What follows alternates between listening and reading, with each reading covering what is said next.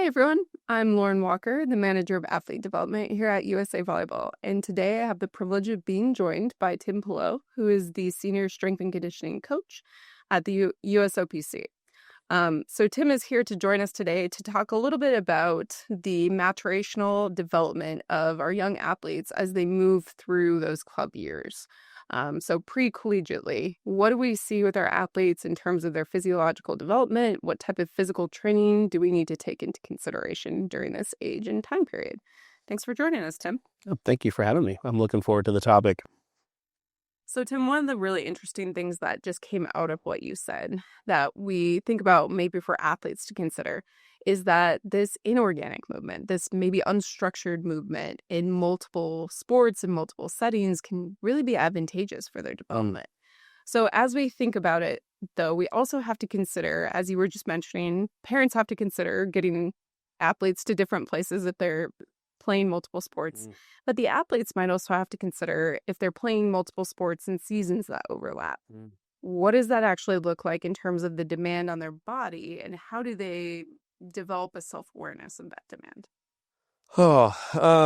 So when you think about, I think you're bringing in the concept of load. I mean, load is an interesting term. It's becoming more and more common. If you listen to analysts watching sports, you'll hear, or player load management is one that we talk about or is getting used a lot, and that just comes into managing how much they're doing. And I think sport is fun.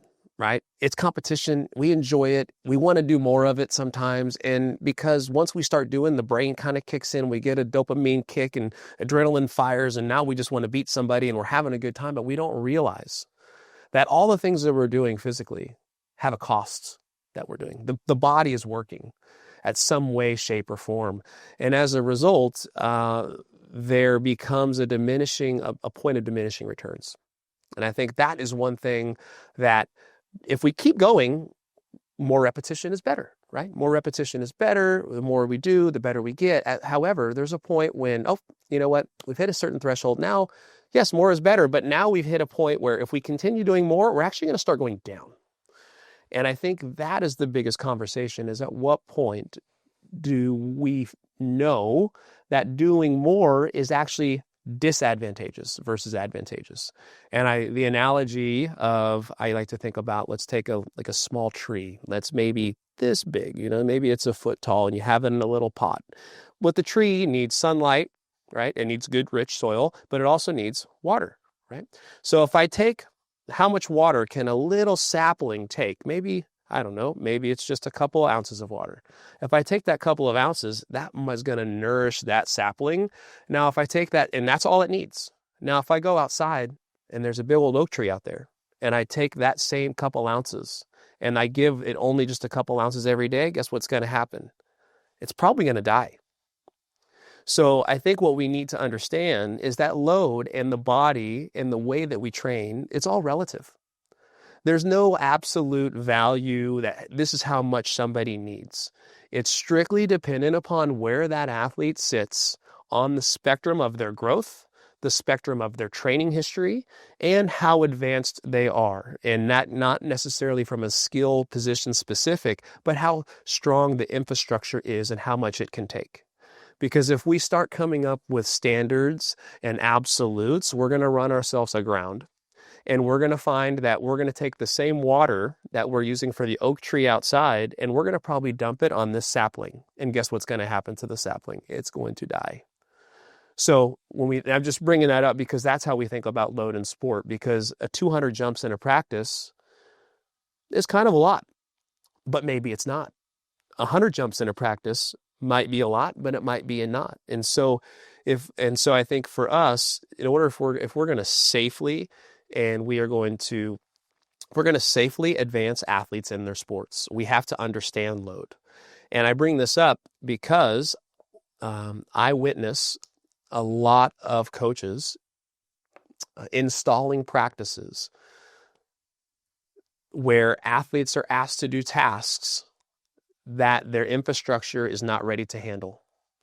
And maybe it can handle it for the first 2 minutes of a practice, but then after that 2 minutes, from a watching movement and watching joints and watching stability, it's clear that the practice is no longer serving positive benefit. And now the athlete's moving in a way that's more contrary or contradictive, or there's a higher risk of something else happening here, where we've compensated our movement strategy because of either fatigue or the task is too hard. And most coaches don't realize this. For athletes in math class in third grade or fourth grade, there's always this question about a train getting from one station to another station and have this much distance. Well, how about this? How about you have a train with 30 cars and it's going 30 miles an hour just for this. And then you have another train with 3 cars going 30 miles an hour and they both hit the brakes at the same time. Which train is going to stop faster? Well, the train with 3 cars is going to stop way faster than the train with 30 cars because there's more weight, right? And I think when we think about athletes, the body is weight, it is mass. And when we think about how we slow it down, it requires, there's load and force that has occurred. And so when we have somebody doing 100 jumps and you have 3 different types of bodies, the load of stopping is going to be very different. So if we think about somebody jumping, they're a pin hitter or a middle, and they're jumping and landing, and they're jumping and landing. In our gym, we're really fortunate because we have incredible technology and incredible assessment and evaluation strategies for understanding these contributors to load. So when somebody, for example, if I were to have you, let's just say, I'll use me as an example. So if I'm 180 pounds and I stand up and I jump 6 inches in the air and I land 6 inches in the air, at 180 pounds, a 6-inch jump, and most people can jump 4 to 6 inches. When I'm going to land at 1.5 to 3.5 times my body weight. And I'm landing it. I have to absorb all of that energy in 0.2 of a second. Now that's a 6-inch jump. And in the sport of volleyball, everybody, all they want to do is jump higher. I need more high, I need more jump. I need to get high. I need to hit the ball. I need to be touching 11, 10, 6, 12-foot club. I mean, we have these standards in our gym, but we also are also working on the infrastructure to handle this stuff. Think about one more analogy because in the sport of volleyball, we have to stop fast. When we land, we're stopping fast. So unlike a train has 30 cars, it can stop slowly, or 3 cars, we're running into a wall. So think about, would you rather run into a wall at a car going 50 miles an hour and run into a wall, or a car going 10 miles an hour into the wall? And unfortunately, in volleyball, everybody's going 100 miles an hour and they have to hit the ground hard. And so the impact and the loads that we see are incredible. We have some guys in our gym that are landing at 18 times body weight. And they have to accept that load in less than half of a second. And so when you think about coordination, does the brain have enough speed to recruit the muscles to stabilize the joints before those joints get malaligned? Otherwise, that's where ACLs, that's where ankles get rolled. Do we have the speed to recruit muscles fast enough to stabilize the joints before we collapse? Because if we don't, we're going to collapse, the joints are going to get malaligned, and it's going to be a disaster. And the speed and the intensity of those recruitment strategies cause more fatigue.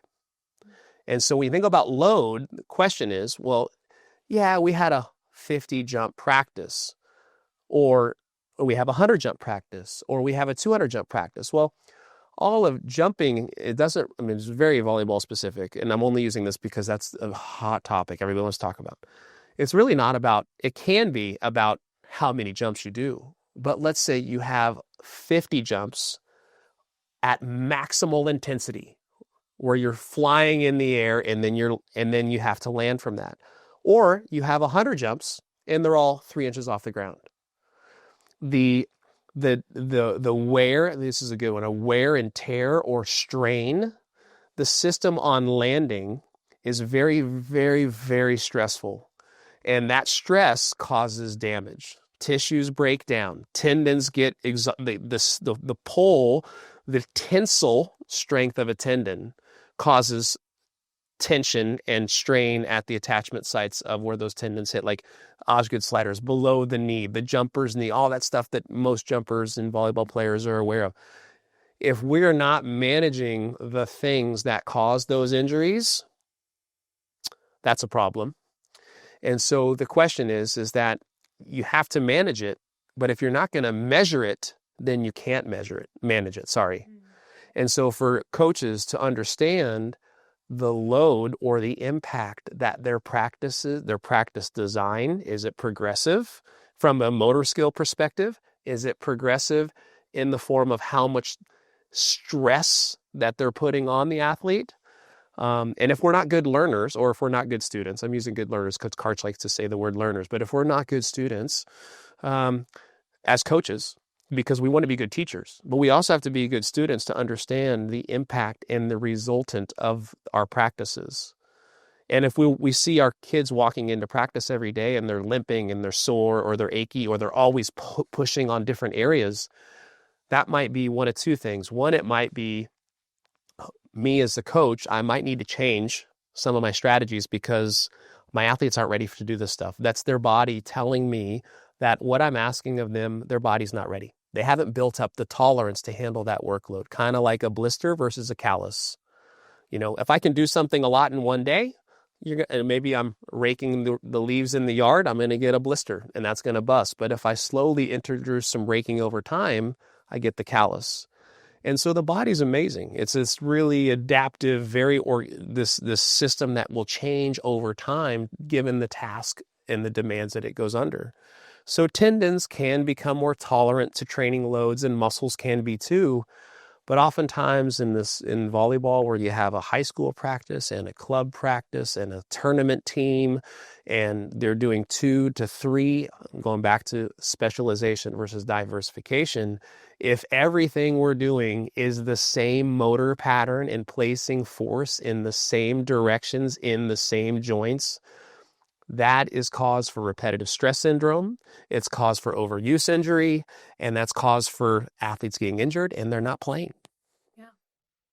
I really love the way you laid that out, because if we simplify it down for the coaches, it's not just looking at what is happening in my gym today with practice. That's a piece of it.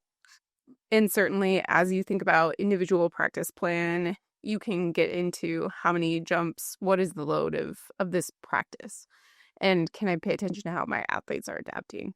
But it is taking, again, that perspective of going out and saying, all right, beyond my practice, beyond my club season, what else are they doing? Where else are they getting that load? And how do I need to take that into consideration when I train these athletes to get the most out of them?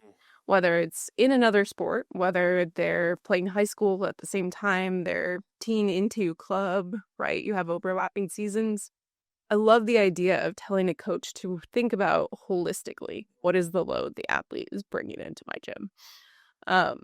As you think about that last piece of consideration of load in totality for our coaches, whether it's diversified athletes, whether it's specialized athletes, what are some questions that our coaches could ask athletes to get a sense of how much load they're experiencing outside their practice? I think, this is a tough question because I think often more is better in most frames of minds and in most coach.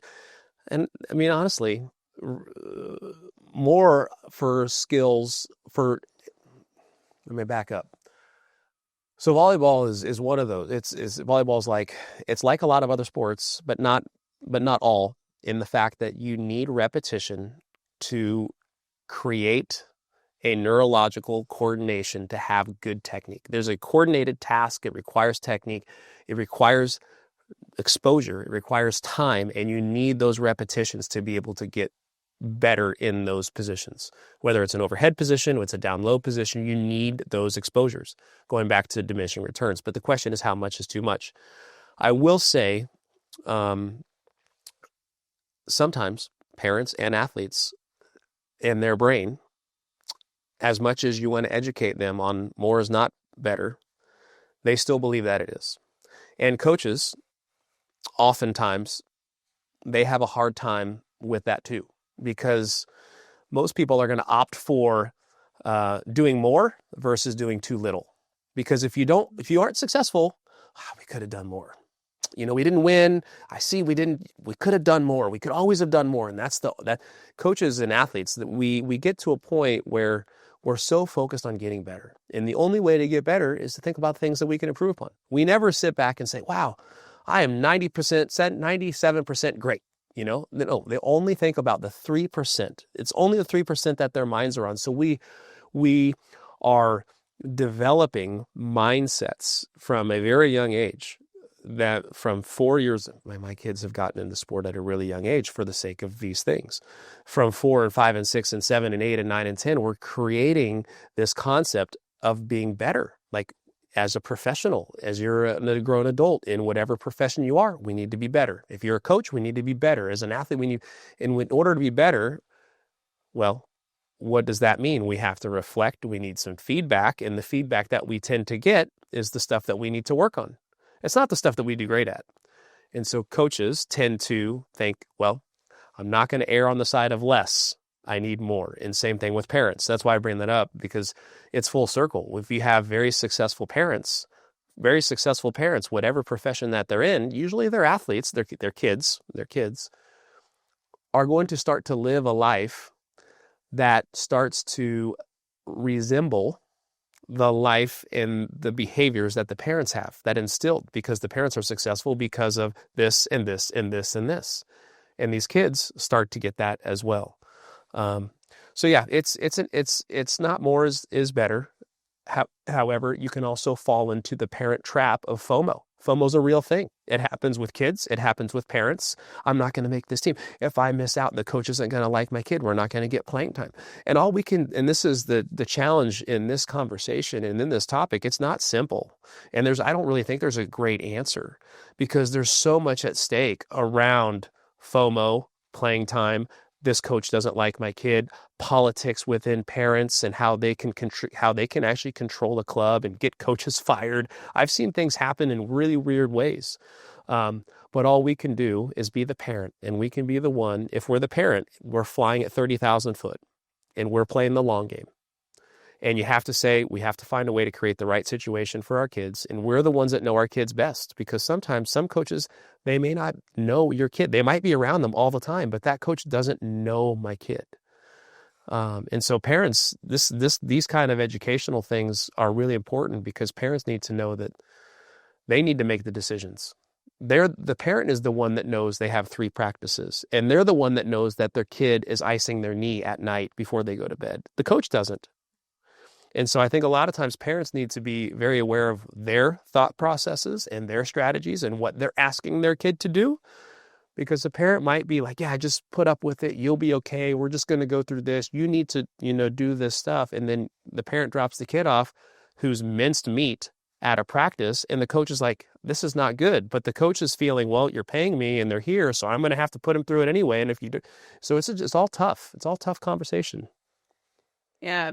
What I really like there is this idea that a very practical thing coaches could do is build a relationship with the parent. The parent's going to see everything that's happening behind the scenes that might be giving you an indication of load in the way that you need to consider during your practice. But then also, just as a concluding thought for our coaches, look at your athletes as individuals. Right? They're going to be individually in a different place with their maturational development. They're going to be individually in a different place with what they're doing outside of the sport. They're going to be individually in a different place when it comes to load and load response. So as we think about that, we can't say, hey, I'm a coach of 15 youth. They're all in the same space, because they're not.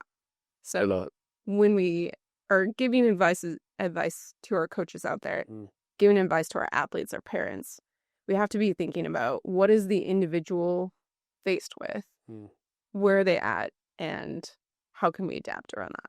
Well, thank you so much for joining us today, Tim. Really appreciate all of your expertise. Yeah, well, thank you so much. It's such a great topic to talk on, and it's fun to talk about it, so thank you.